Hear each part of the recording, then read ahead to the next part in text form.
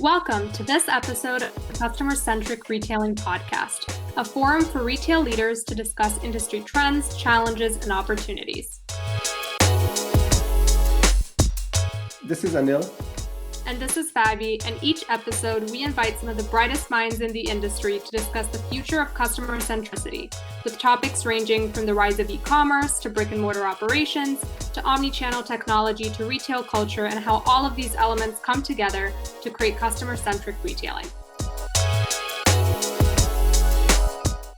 Today we have with us Rick Watson, CEO and founder of RMW Commerce Consulting, an e-commerce specialist with a background in engineering. Welcome to the podcast, Rick. It's a pleasure to have you on. Thanks so much. I'm really excited to be here. Hey, Rick, I'm really happy here because I know you come from engineering background and I know you are coming from a modern e-commerce technologies and how those get applied into retailing today. So I'm excited for this conversation. Yeah, me too. It's good. It's good to speak with another longtime engineer. Fantastic. Well, yeah, there's so much for us to talk to you about today. But to start us off, just to make Anil happy, if you could give our audience a quick intro to yourself and what brought you to the retail industry specifically, since you are an engineer by trade. Yeah, it's so random. I never planned to go in engineering. Clearly, when I started my career, so I finished my master's degree in electrical engineering in '98. My first job out of school was a software engineer at a software company in North Carolina called Stingray Software. We were building tools for Microsoft developers, mostly building Windows applications. Uh, the very basics of web pages were starting around that time. The founder was one of the most innovative entrepreneurs of, I would say, the last 20 years or so, Scott Wingo. A year after I started, he would go off to found Channel Advisor. And I ended up being one of the first 4 or 5 developers at Channel Advisor. Channel Advisor was one of the first softwares to help eBay sellers, power sellers, sell more online. So this was even before Amazon had a marketplace. So that was my intro to e-commerce. I spent 10 years at Channel Advisor and I never left e-commerce. So that's the history.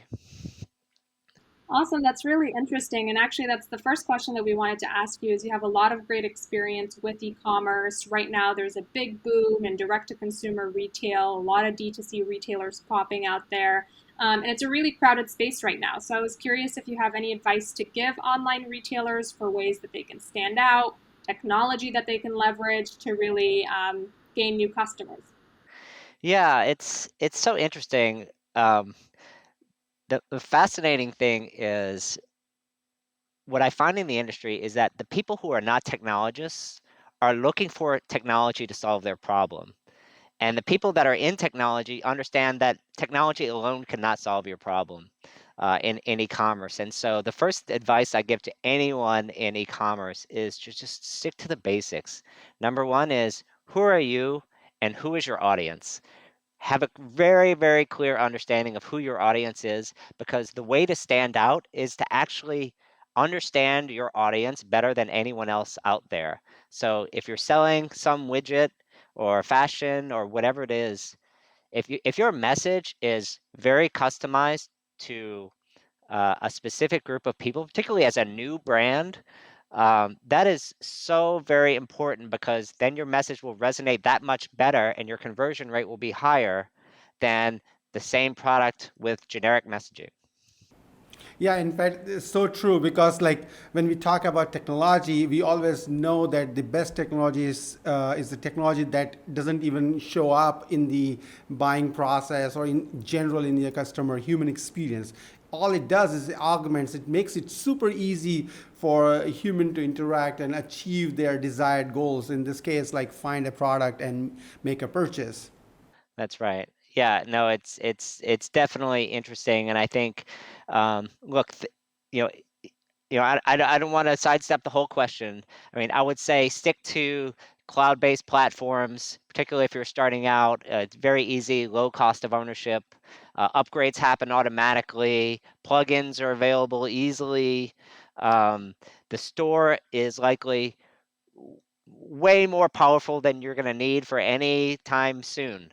Your problem is going to be marketing, product, messaging, pricing, and how to break out. It's not going to be, oh, well, I'm missing this special checkout button, and as a result, I need to re-platform every year, and I think that's going to help my business.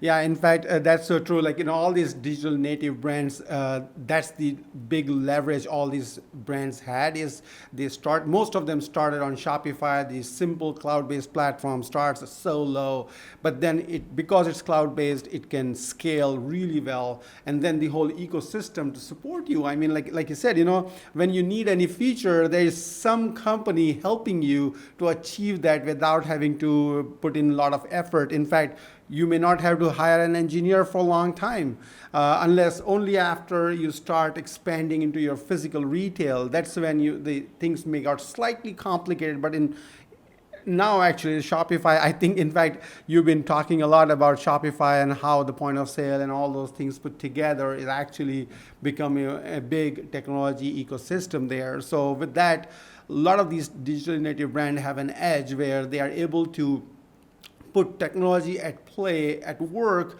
without ever having to think about it, and they can clearly focus on the customer experience and focus on what customer really wants. Yeah, definitely. And I think that's great advice, Anil, for any brand is to keep things simple, leverage the solutions that are out of the box.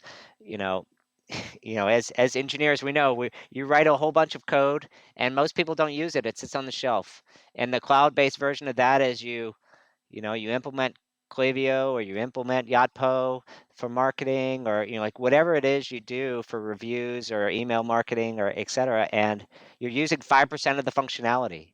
You know, take the time. People and process is so important, um, and taking the time to learn that. Yeah, in fact, this is really good because these cloud-based platforms are scaling so really well. In fact, I'm working with one of the major retailers in North America, and they have Shopify Plus, and they replaced one of the big Oracle commerce technology platform with a Shopify, much more simple. Their cost reduced, and they were able to scale really really well. Like they didn't have to worry about a peak Thanksgiving market or any of those things. So I agree with you that this whole cloud-based platforms provide so much more opportunity for retailers to implement to deliver modern shopping experience to their customer. This is exactly what their customer wants without having to think too much about the technology actually. Right. No, that I think that makes a lot of sense, um, from what you're saying. You recently also posted about that I wanted to make sure to ask you about what you call the pickup towers at Walmart for curbside pickup, which has become increasingly popular during this pandemic. And you say that these towers make for a negative customer experience. And so I found that interesting because it's something that we've come across, of course, over the course of this pandemic as well. Curbside was the new normal. So, what advice would you give to retailers that have newly and probably very quickly adopted buy online, pickup in store, curbside pickup options during this pandemic? Yeah, I think it's so funny. I have a friend of mine. You'll hear me talk about Target a lot online, and a friend of mine who's a CTO at a major 3PL. And a 20-year Amazon veteran. One of the things he said is he's convinced that Target is the only company that knows how to ship from store. And it's because they've been on a 5 or 6 year journey to learn how to do it well. And so I think the companies that think of this as it's a feature, all I need to do is add some software and my employees will figure it out. Um, they're the ones that are missing the boat. They're not going to be as efficient as their competition. So I think the pickup tower is a kind of symptom of that kind of thinking where I'm just going to put something in the front, once a day or whatever it is, and my employees are going to load some boxes into it and they're going to scan a thing and people are going to go there. But the efficiency of the entire value chain going into that is inefficient, and customers have to wait in a single line and it's queued one at a time. And you're not thinking, as you get to peak demand, that doesn't scale. And so I think it starts from thinking from the customer's point of view. How many customers can access this technology at the same time? Can they tell the retailer while they're, while they're pulling in the parking lot, "Hey, I'm here." Can the retailer have that automatically? When they leave their house, "Hey, I'm gonna be there in 5 minutes. Why not have it ready for me?" Pickup tower can't do any of those things because otherwise the package would be sitting on the ground. So there are lots of things that I think, Target has done well, with their various acquisitions that helps not only pick up in store, but ship from store, reserve in store, those sorts of things. Yeah, in fact, it takes a lot of agility at the organizational level because most of these legacy retailers have figured out their store operation. They've had rinse and repeat process going for many many years. So like because they've been now what they see their operations today have been mastered and been practiced for like multiple decades, like 20 or 30 years. So in fact they are so much it's so much ingrained in their DNA that evolution or any kind of change is so hard, very hard. And this is where actually the modern brands are winning. And like you said, Target has a real that agility and their commitment from the top down, where they are motivated and they are like you said, they are taking that learning approach. So they are experimenting and then repeating. And so exactly what they are doing is rinse and repeat. But then uh, as compared to back in the day, today the technology is evolving so fast. There is so much more you can do every year. Or every year new tools come in, and so much more you can do to improve your productivity, improve the cost efficiencies, at the same time deliver a higher customer experience level. So like you said, it's not like one time thing. It's not that you look at a software and just implement that software, or any kind of robotics technology and just know that it's going to stick and be able to serve you well because you saw a good demo and think that it will work. Yeah, I mean, it's so sometimes easy to look at the retailers that look at these software demos and acquire software and then have a team implement it, and then it sits in version 1 for the next 5 years, and it's barely adopted, versus the companies that think about the value chain. What are the capabilities that we need to do to perform this function well? Like, Target made 3 different acquisitions so far, and they've said they're gonna make more. For instance, Deliv or Grand Junction, sorting packages. They rearranged the entire front of their stores with temperature controlled units so people can pick up groceries and they won't spoil with without any attendance. And so the companies that think about knowledge and capabilities that their company needs to succeed are the ones that are able to innovate faster. And the ones that are like, oh, we can paste this on and everything's going to be okay. We've solved this problem. That's usually the exact wrong thinking, because usually when you think you've solved the problem, you've just started to think about the problem. The next 3 to 5 years is when you really solve the problem. Yeah, in fact, in the direct to consumer business, like direct consumer business, delivery has always been part of the retail business, was part of the product. Even if you were going to even if a retailer had a store in the mall, and if people went to mall because it was an activity and you can do go with your family and you do have fun there, and at the same time you go by. So the malls were the place where people got together, and retailers happen to be there so they can provide ability to their customers to discover new products and buy them. So essentially the delivery was there, and that's why they were part of that mall ecosystem, is because they wanted to make sure that customer can get what they want. Now similarly, like today, the ways how customer want products to be delivered has changed, and because of that the retailers had to really rethink about how they deliver their product. And actually now, depending on the item you have, the industry vertical or the category of product you are dealing with, the delivery is different. Delivering a fashion apparel is different from delivering a television to your home. So like you said, Target has it mastered. Walmart is doing it in certain way. Like similarly, in every category, people will have to really think hard about what their product is and how their customer really want to get that product, get their hands on that product, and be able to consume that product. Yeah, I really love that quote. I'm gonna have to steal it from you, Anil. Delivery is part of the product. I'll have to take that. But I'll even go further. Like pickup is part of the product, returns is part of the product, sustainability is part of the product, particularly in fashion. What's gonna happen to the product when when you bring it back? Is that useful for other consumers? And so I think that's another thing that these brands can, especially new and advice for up and coming brands, think about. What is the whole product that you're offering? And some of these other things like pickup, return, sustainability, uh, and your messaging becomes part of your offering that makes you unique compared to other people out there. Yeah, in fact, I have, as a part of my software delivery process, we get chance to go visit our customers and explore their operations and see them. And I've seen myself that in many of their warehouses, the return items come in and they stay there at the receiving dock.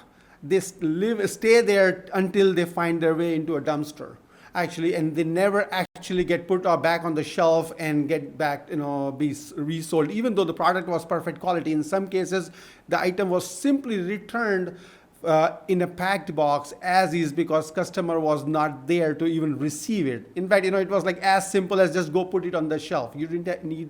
You don't have to even inspect the item.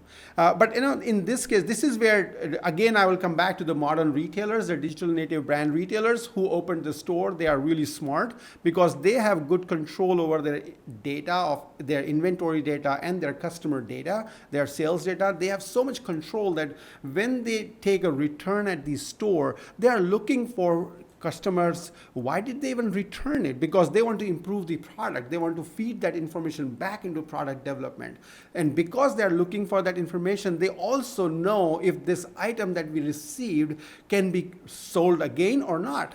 If it can be sold, then it immediately goes on to your inventory management system, and it becomes part of your point of sale, and it can be sold or shipped from the store or whatever. The inventory gets consumed, and this is where again the newer brands have mastered how the returns can be made easy for the customer, at the same time how they can control the cost, because at the end of the day all these things can going to impact your bottom line. Returns are one of the major ones, right? Yeah, I mean, I always consider that returns is almost like the forgotten child of the retail industry, where most brands and retailers don't want to think about returns. I talked, I was talking with the head of Happy Returns sales a few years ago. Says like. Even my name made some brands upset. They don't want to think about happy returns. They want to think about no returns. So it was so funny to sometimes hear these conversations. But I think in your comments is embedded a tip for retailers and brands, and it's been true for a while. Like returns data and reviews data are two huge sources of customer insight that needs to be fed not just to the logistics team or to the marketing team in the reviews sense, but it needs to be distributed throughout the organization, because there are so many insights. If someone says, "Oh, this size didn't fit. I love all your other products, but the medium in this style doesn't fit the same as the medium in the other style." That's something that your product development team needs to know. And that can come from returns, that can come from reviews, that can come from a customer service call. All this data is just leaking out of your organization if it's not being captured properly. Yeah, in fact, that's true, because like once we get the today, it's very easy to say that data is new oil, right? It's very commonly we hear that. It's very easy, but at the end of the day, what kind of data are we talking about? Are we capturing this first-hand information from the stores or from the customer interactions, or are we talking about the data that is available in ERP, which has been there for a while, for many 20, 30 years. They have had that data, but it's like a very small portion of the actual information that you want. And there's only very little we can do with it. So really, it's about putting the right technology in place to support, to augment, to enable your people do better job. In fact, like Steve Jobs said, computers are bicycles for human mind. So essentially, the technology that we talked about in the retail, it should empower your people to do a good job of what they do best, and be able to deliver the right kind of customer experience so your brand gets more loyal customers and can grow your revenue and particularly your profitability, not just revenues. Right. Right. No, I think that's definitely true. Rick, I wanted to ask you because you recently posted about the difficulty that you think primarily brick and mortar retailers will face as they begin to reopen their stores and supply chains worldwide have been disrupted and stockouts have become really common. So, what do you think are going to be the biggest challenges that retailers face as they actually fully reopen and they go back to business as usual? Yeah, I think the two problems retailers are having more than any other problems is number one is stock, and number two is workers. And those two problems have caused all sorts of downstream problems. So the wrong stock means that even the workers you have are dealing with angry customers because you have half empty stores of the wrong product that was bought 6 to 9 months ago for a different consumer mindset. You're waiting on product on the water coming over from Asia. A lot of times that's backed up in ports. You don't know when it's going to arrive. And so you have the wrong inventory at the wrong time, which is death for any retailer. Um, and so that's number one. Second is workers. Many retailers can't hire the right workers. They're not offering enough benefits. They're not offering enough pay for these workers and flexible schedules and things. So I think retailers across America are going to need to realize they need to be much more competitive with their wages and benefits. And you see Amazon and Walmart and others trying to get in that game. Um, So really, what you're saying is that the customer today, like particularly with the changes because of this post-COVID, also people are much more hands-on using all the digital technologies. So customers are way more equipped with information, and to entertain, to engage those customers, you need your people to be much more trained and much more skilled to be able to engage those customers and serve them really well, which also means that we have to pay them higher.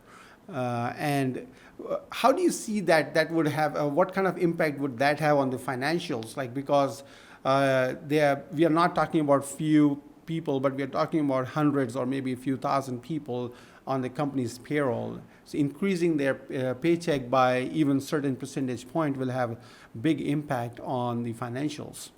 Yeah, I think most retailers are thinking about it this way. Fewer people, higher value. So how can I get by with fewer workers?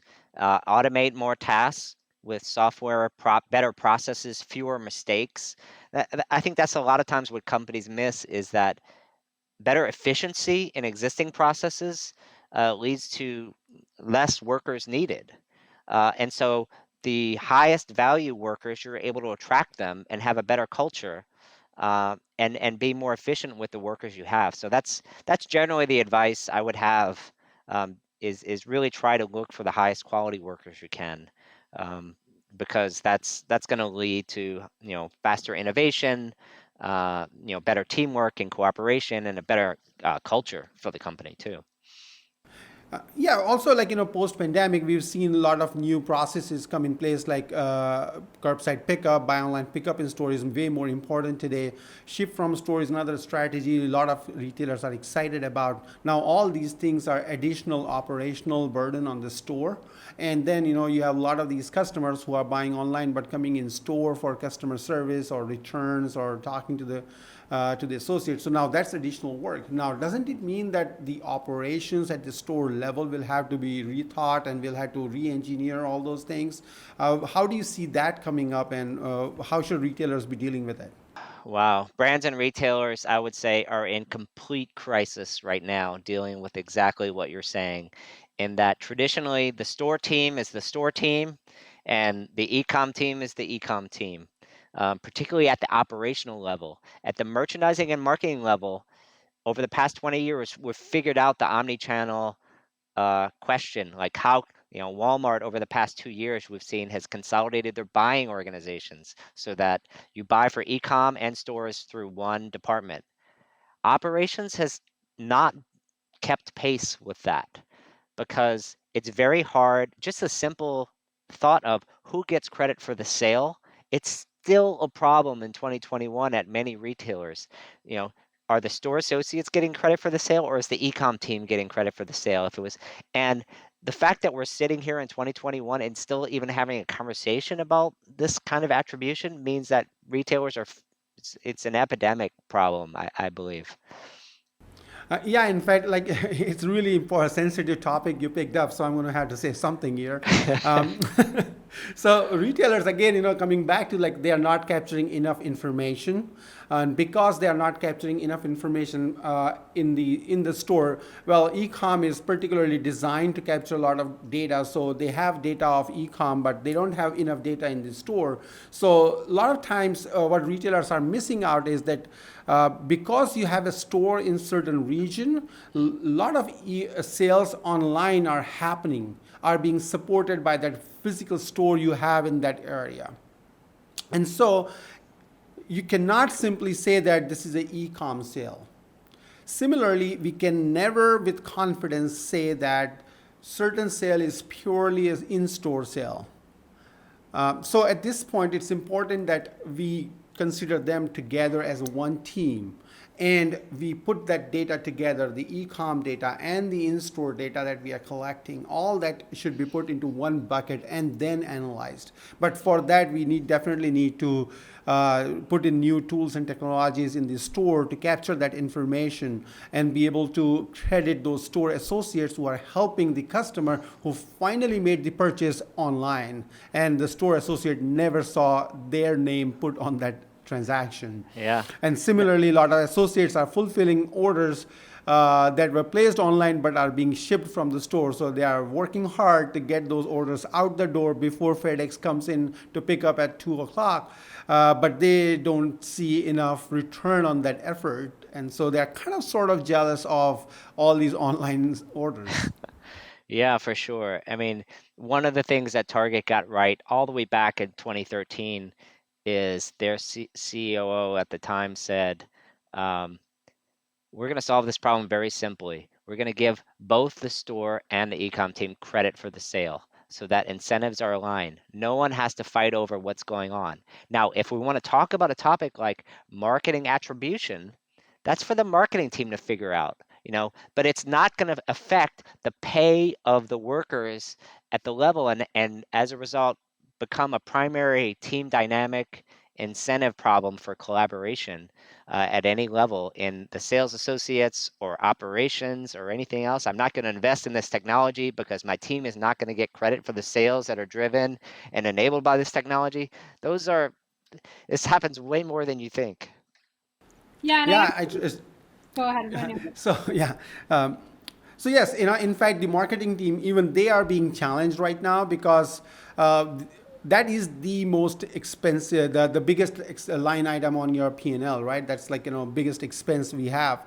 But then that on that line expense, we can get the most value out of it if we can provide delivery to our customer on time at lowest possible cost. And that's exactly what is enabled by your stores. So if the online marketing team of the e-com fights over, still keeps fighting on like if they should give the credit to their brick and mortar store in that region or not, I think they should really check on the data and be collecting the data properly so that they can analyze and in fact convince themselves that they owe it to the store team for all the good marketing ROI that they are seeing. I did want to ask you because you used a term omnichannel, which has been a buzzword in the retail industry for decades. Everyone uses it. Some people use it incorrectly, some people use it correctly. What does the term omnichannel actually mean for you? And do you have maybe some examples of retailers that you think are truly omnichannel? Because they all say that they are. I'll be honest, I don't know what the hell it means anymore. It's become a little bit of a nonsense term in sense, but basically it means uh, as simply as I can that wherever the consumer is, they feel like they're being serviced in the way that they prefer in all the touch points between the brand and the retailer. That's the simplest way you can describe it. And it cuts across marketing, it cuts across operations, um, and payments and returns. Any touch point, the consumer feels like the retailer knows me and we have a relationship. And there's no friction in that. And so reducing those things, for instance, if I walk into there's so many examples. You almost can't just say it's, you know, 8 years ago, you used to say, "Oh, what's omnichannel?" Omnichannel is buy online, pick in store, and pick up in store, and it is not separating the e-com and the retail teams. Well, now, if you would list like what are the things that are like omnichannel, you would keep counting after 100, and you would still be counting, the number of things that you might count as to turn omnichannel. Omnichannel is simply it's retail. Like it's retail, period. There's no other definition of it. I like that description, and I also like that you defined omnichannel without using the term channel, which I think is a first. I think, in order for omnichannel, or some people call it unified commerce, to actually be possible, it goes back to what you said earlier. Retailers need to stop thinking in terms of channel and actually think about the customer. And so I'm curious, how do you think KPIs, goal measurements, metrics need to change internally in order to actually allow for that type of vision and approach? Yeah, I think first of all, I think it really a lot of it just goes back to simple team dynamics. It's remarkable how many teams you go to and you ask the leaders of each of the teams, what are your KPIs? They can't name their KPIs and they don't know where they're going to get the data for those KPIs to even prove that they achieve them. And then you go down a level and it gets worse. And then you go down a level, it gets even worse. Such that these workers don't know what they're responsible for. Even if they are KPIs, the workers don't believe that there are any consequences for not achieving the KPIs or rewards for achieving the KPIs. And so I think step one is just picking KPIs. It's not even like optimal KPIs. You'll figure out the optimal KPIs. The customers will tell you what they are. I think in logistics and marketing, a lot of it has to do with efficiency and timing and acquisition and cost per order and things like this. But you can Google for 5 seconds and figure out the top 3 KPIs for all your departments. The secret is in the optimization and the learning that comes from, uh, I like to say that KPIs really do nothing. KPIs are like a flashlight. They don't tell you why the roaches are there, like under your cabinet, but they'll tell you that they are there. The hard work now begins.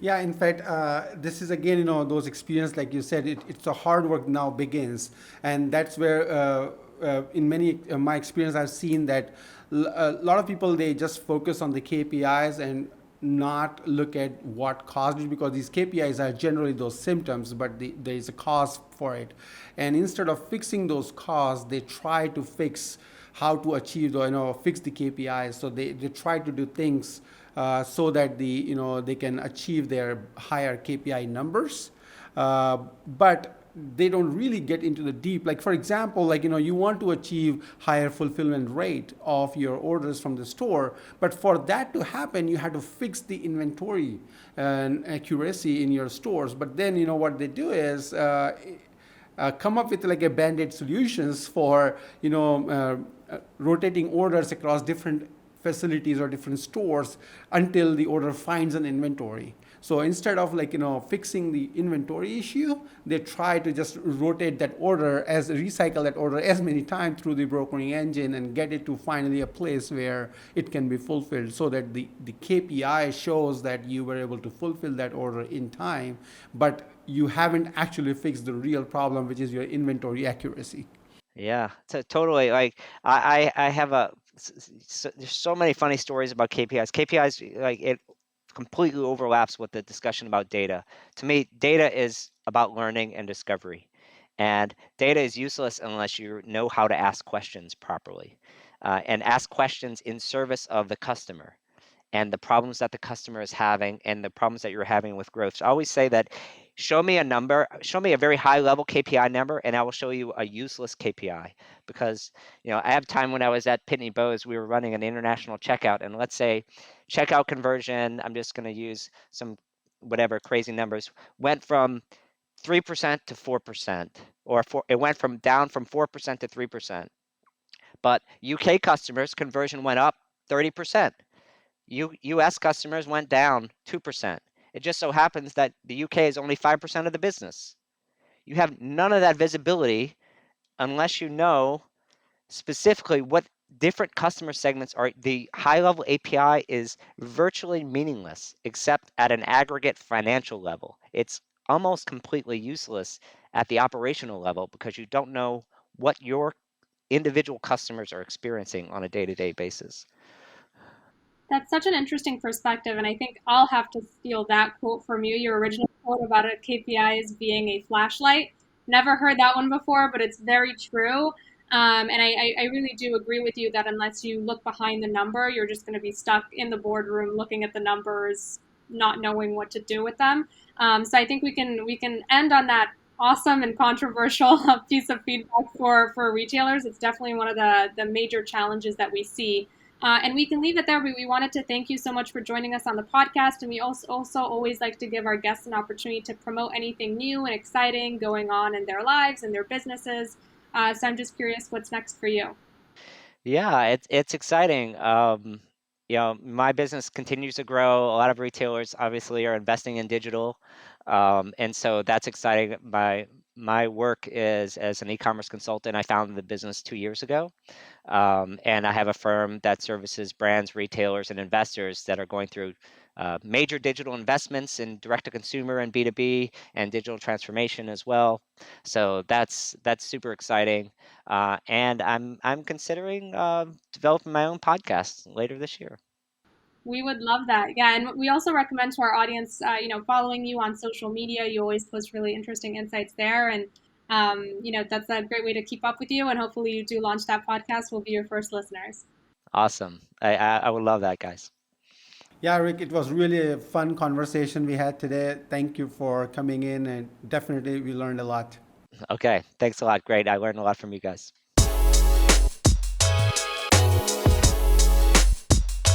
That's it for this episode of the Customer Centric Retailing Podcast featuring our special guest, Rick Watson.